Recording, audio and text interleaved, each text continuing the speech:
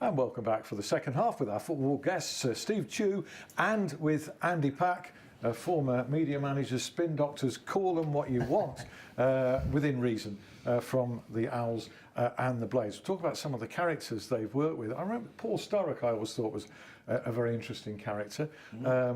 Dave Bassett, of course, was. Neil Warnock was. I'm not sure Andy was there in Dave Bassett's time. You were there in Dave. Right. It was there. Okay, just be thinking about maybe Harry Bassett stories, maybe a couple of the chairmen each that you've worked with. James Gregg will round up the Olympics, our Olympic competitors.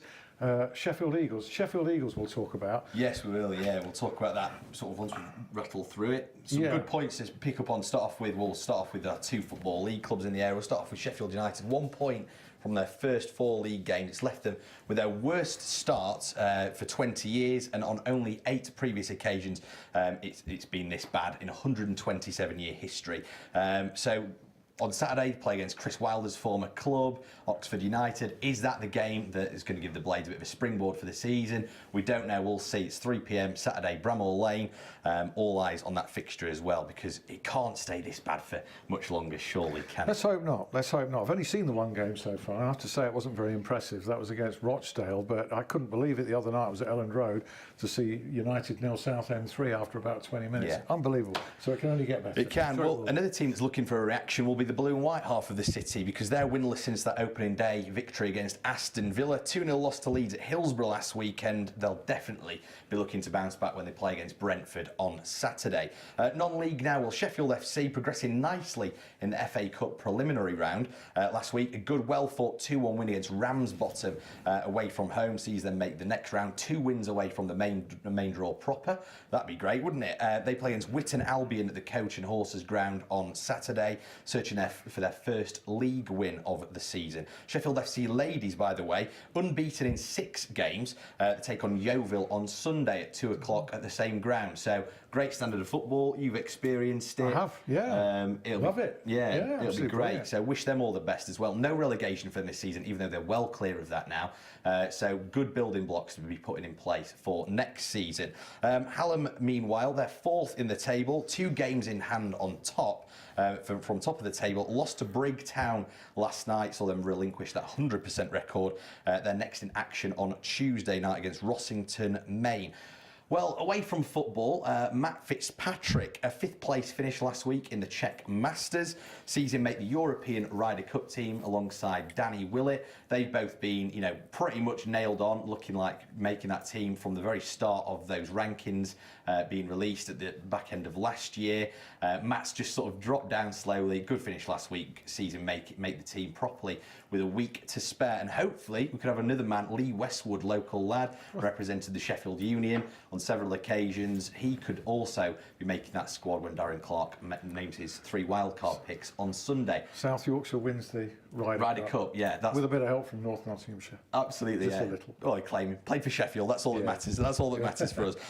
So we'll move on to Speedway now. Sheffield Tigers, well, they've been pushed all the way in their last 6 matches at home, but with Scunthorpe, who are tonight's opposition, they're bottom of the league with just 1 away win to their name. Hopefully they can push for an end-of-season play-off spot. Well, like you said at the start, Alan, it's really sad to read about the plight of the Sheffield Eagles. Apparently they've only got 6 weeks to find new investors, or the club will go out of existence. And this is interesting. You've got to feel for Mark Aston, because he's kept the club going, hasn't he, through so much. But it puts things into perspective when you consider that the salary of 1 Manchester United player could sustain the Eagles for, well, a good few seasons as well. And I really hope that someone does come to the Eagles' rescue. Yeah, Sheffield's really got to nail its colours to the mast here. Does it want a top rugby league outfit or not? And they have been a top rugby league outfit. They've had some terrific achievements. Won the Challenge Cup, not in my lifetime, which is short, but they've won the Challenge Cup at Wembley. Massive following went down that day. 30,000 Sheffielders. They've just never really kicked on, swapping grounds around, gone professional this season. We've got to decide in this city whether we want them or not, I think. I think that's what it amounts to. Apart from the statement they've made, they've been very quiet. I think it's because, over to you, Sheffield, over to you.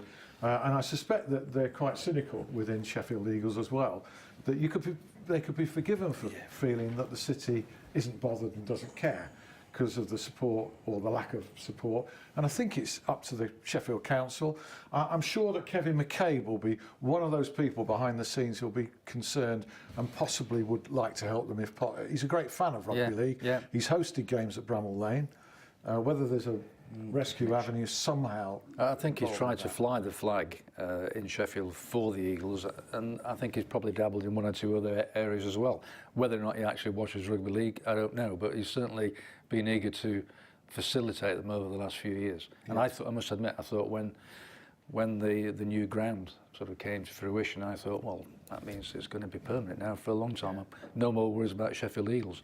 Not so, it seems. No. It's an interesting one, because if you look, obviously last season, so much talk about Leicester City having all these players, Burton Albion this season in the Championship. Before this summer, their club record signing was £20,000 for a player. Sheffield Eagles, they finished third in the Championship last season. Yeah, fair enough, they didn't get up through the playoffs. Very tough that, though, because obviously you're fighting between the middle eight. You've got 4 teams from the Super League as well. But you just wonder, maybe going professional and bringing in these big names who are on a salary and are professional rugby players, maybe that's actually counteracted the fact that they had a really good team spirit last season with semi-professionals. It may, yeah, it's a very, very good point. But the future has to be professional in a city this size. So let's hope the city rallies round, and that includes the council. Yeah, absolutely, yeah. Because we want it, and a lot of people do.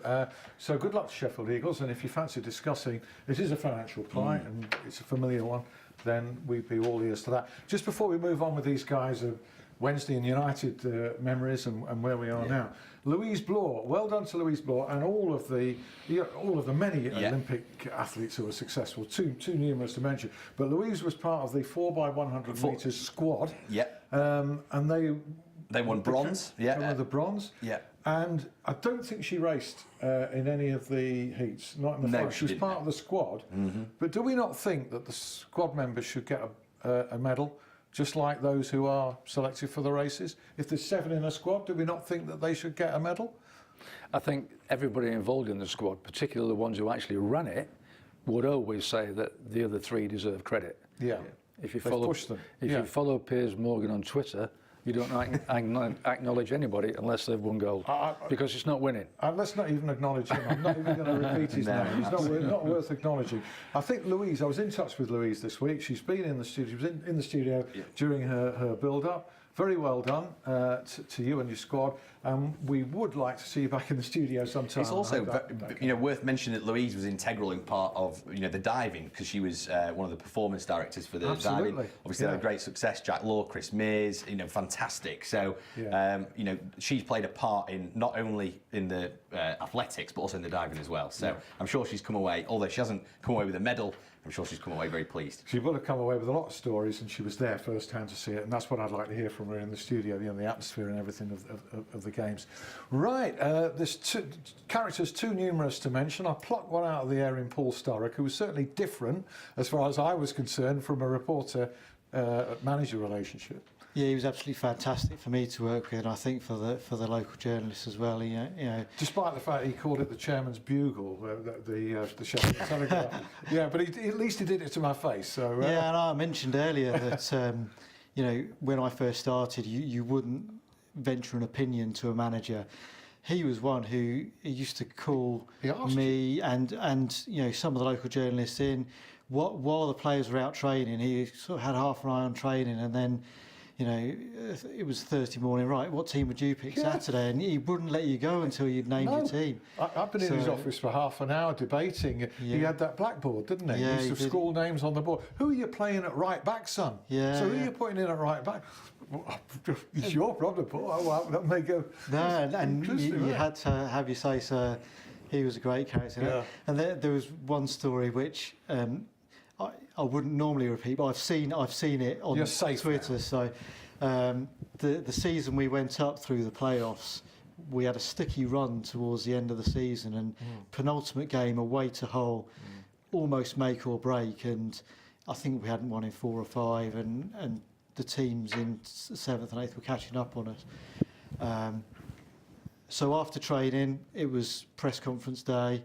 Earlier in the season, a fan had bought Paul a case of white wine to thank him for turning around the club's fortunes. And Paul knew he had the media to see to, and we'd been waiting down there 30, 45 minutes, and so I went up to his office, Paul, and everyone's there with a glass of wine in the hand, and it was just his way of relaxing the players, and they went out and won. I did know a little bit about that in Lee Bullen. Lee Bullen told me for his book, but it was great managerial therapy, that. And another manager who would do that kind of unexpected act for psychological, motivational reasons, of course, was our dear old friend Dave Bassett. Yeah, probably the wrong time for me, because that was quite a bit earlier than Steve's experience with Paul Sturrock, because one, you didn't tell Dave Bassett what to do, and you're certainly not in those days, because media managers, press officers were only just being invented, for want of a better word.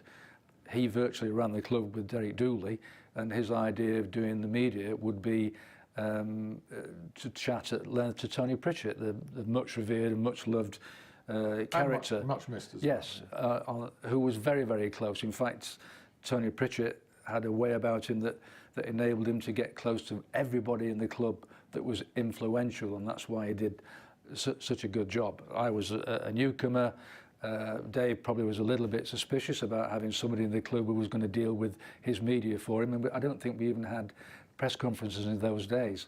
So my memories are not quite as close as Steve's, but I remember how he was with everybody else in the club, what it was like about the place. Everybody knew him as Harry. Players. There was a great community spirit about the club. Absolutely. Like everything that you hear about him was true. Spot on. Still the same today. And I once remember playing in a staff match, and we kept wondering why Harry wasn't appearing, and we were up at Warminster Road by the university ground, and we had 5 minutes and 10 minutes and 15 minutes and 20 minutes until we heard a load of swearing from the distance, and somebody had released him from being locked inside the changing room, and he wasn't too happy. You can imagine what the words were like then. But players could do that. So he had this way, I think, from all that people I've spoken to, and I've seen it myself firsthand, of being very much in charge and the boss 1 minute and one of the lads the next. That's a very difficult trick for a manager to accomplish. Most don't even attempt that. That's right. That's right, because they don't have the self-confidence to do that, or they don't have the wit to carry it off. Dave did, so did Neil Warren, of course. Yeah, I was going to come on to Neil. Much later on. Now, what a canny operator with the media Neil was. He used to make controversial remarks now and again, but he knew exactly what he was doing, what he was saying. He was the most fascinating manager that I worked with. He operated on so many levels. I don't necessarily think that he did it on purpose, but that's how he was. He did used to, when I say manipulate, I don't mean it in a bad way, but press conferences were something that he would work to his own advantage. I don't know whether he thought about it in advance or whether he just did it off the cuff. I suspect the latter, really. Yeah. But he played games. He played games with all of us, me included, the rest of the media. I just don't know how we did it. We'd be waiting up at the training ground for a press conference at 10 o'clock. The lads would all be standing outside. I'd be with them. It'd be cold. We'd be looking at the watches. You've got your deadlines to hit. I'm getting cold. I've got a programme to write. And then he'd casually stroll in at 10 to 11, come running down the steps, walk past us and say, "Are you waiting for me, lads?" As if we never knew there was a press conference anyway. And then deliver hour after hour of great copy. He would be worth waiting for. And Dave Bassett's timekeeping wasn't particularly good either. But these were guys we always forgave because they were well worth waiting for. How difficult is it, Steve, to establish a relationship with a manager and then perhaps have him crying on your shoulder at times, and then you see a guy that you've come to like and work with get fired, and then you've got to get to know a new one. Yeah, yes, it is very difficult, and I suppose from my work point of view, I always tried to, because we, to greater or lesser extent, as people might guess, wrote managers' programme notes, either having spoken to them and wrote it up for them, or in some cases just wrote it, ghost wrote it for them. You're exploding a myth. Yeah. And I always used to sort of think it would take me 6 months to almost get inside a manager's head and get to a stage where not only was I right in their words, but in their style of, of doing it. Yeah. Style of doing it's it. the same with writing a book, as Andy will tell you, with Keith Edwards, and I've written ones with Lee Bullen and Brian Laws. You just get to think like them after a while. Peter Shreves, Paul Jewell, Terry Yorath, Chris Turner, Paul Sturrock, Brian Laws. Yeah. Any of you had a particularly good relationship with there? Yeah, I think Paul Sturrock was brilliant, and probably the latter ones. Brian was very good. I didn't work for him for very long, but he was very good. And Chris Turner, I had a really good relationship with at the time. But I think Paul was the best in terms of dealing with the local journalists, and he, Can I ask you both as well, to what extent you were in the loop? Because media managers at one club might know everything, so that they can card mark on a transfer deal or any aspects of the club. They've been briefed so they could steer the story. And others are not, quite clearly not, in the loop. Where do you think you were placed, you two, in that regard? I think I got better at that the longer I was in the job, and became more confident, and was happy in being able to establish a relationship with that particular manager. It's bound to vary because every manager is an individual, but there were occasions when I did know. The trouble is, if you know, you think, well, is he trying to catch me out? He's going to drop a name out that he's no intention of signing, and then if that comes out somewhere, am I in the firing line?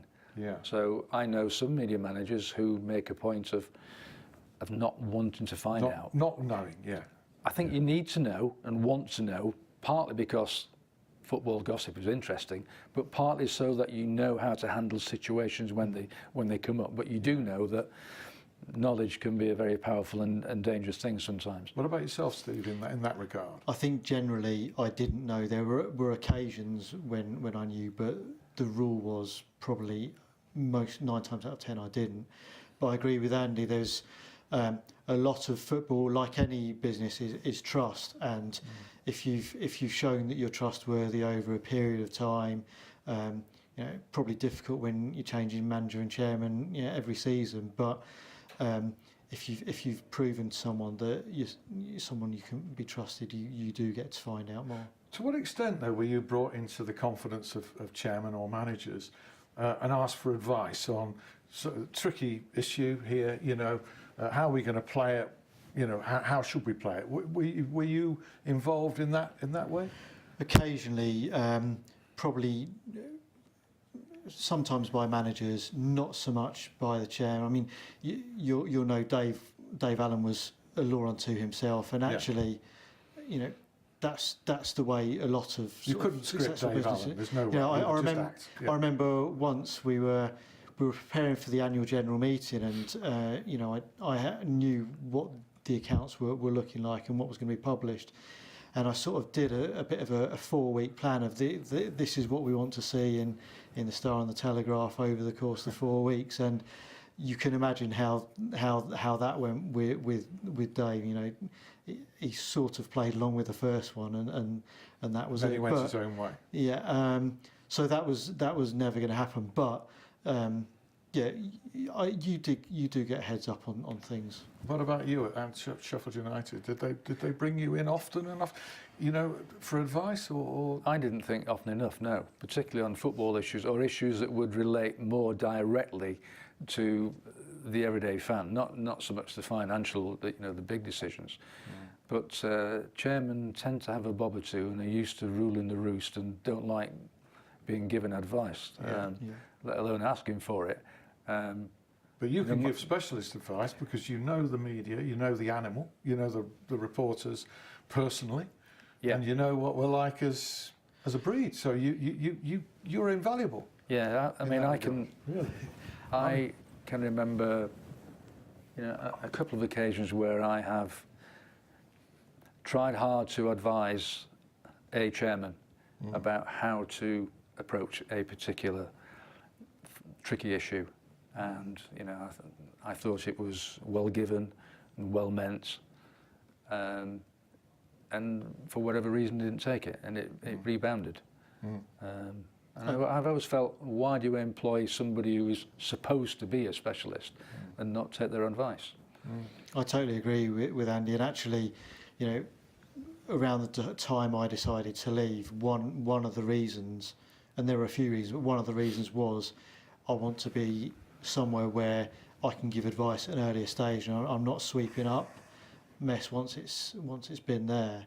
You know, hopefully I can be in a position where you can stop something before it's actually happened. Appropriately, he went from firefighting at Sheffield Wednesday to being the fire service press officer. Oh, well, there we media go. manager in South Yorkshire Fire Service. This will never be a comedy show, will it? No. You know, with something like, you know, I'm trying to think, you know, obviously I work in the media, sometimes I get full press conferences through. There's an answer that everyone's waiting for on something that may have happened at the weekend or is ongoing, whatever, and, you know, the manager that gives an answer and it's a nice little soundbite and then it's plastered all over. That line is the one that's plastered all over. For something like, and, you know, completely off the top of my head, Battle of Bramall Lane, so, you know, a match abandoned. Yeah. Neil Warnock is then going to go and face the media, and his press conference, I remember seeing it, and he just stands there and goes, well, you know, we've got a tough match on Tuesday night as well. Completely skirts around the fact that it's happened. For something like that, what was your role in that? You know, or not particularly that. You know, I didn't kick anybody or get sent off. You know, for that, for a manager, would they say, right, and, you know, come on, and, you know, what am I saying here, or would they just go, right, I'm just going in, I'm saying what I want. What is it? You know, would that vary? get Not involved? particularly Neil, but I think. managers in Well, general. I sat with both managers, because the other was Gary Megson, of course, yeah. and Gary was very calm. And I don't mean scathing in a bad way, but he'd got very definite views that his team had been wronged, Yeah. and that United were entirely to blame, and he was prepared to say it in a calm way. Neil was his own man. Yeah. He wouldn't sort of shout back at me, or it was just his way. I'm going to deal with it like this, and he was good at it. Yeah. And he was going to play it the Neil Warnock way, and everybody knew what way that was. He wouldn't be programmed, James, Neil, and these characters are going out of the game. These individual managers who won't be programmed are becoming a rarity. Let's have a few more, because you guys, and don't blame you for it, you both did an excellent job in my view, and I had good relationships with both of you, I'm really glad to say. But you were in at the start of an era when clubs brought media in-house and tried to control their own publicity, for better or for worse. For better or for worse, Steve? I suppose it depends who you ask. As a fan, probably you want to know more about the club from a club's point of view. At the end of the day, it's a business, it's a commercial environment, and any business wants to be, you know, controlled as far as possible. Andy, we've got 50 seconds left. Yeah, I agree with that, and I think I improved in my job when I can't remember a particular day, decided what's this like from the newspaper man's point of view, or the television. What do they want? They are doing a job. Yeah. We need each other. How can I help both sides get out of this situation what we want? Good publicity for us. We always want to be in the public eye. You've got to do your job. I know you're going to ask certain questions. Let's talk about it in advance. Well said. Absolutely well said. And just finally, let me tell you that Steve Chu now is the Chief Executive of Age UK in Sheffield. I need a bit of influence in that regard. You never know when you might need these people. And one of the people who are closely in sponsorship with them are Sheffield United, would you believe? Unbelievable. Thanks ever so much, Steve. Thank you, Andy. Thank you, James. See you next week. YouTube later. Bye.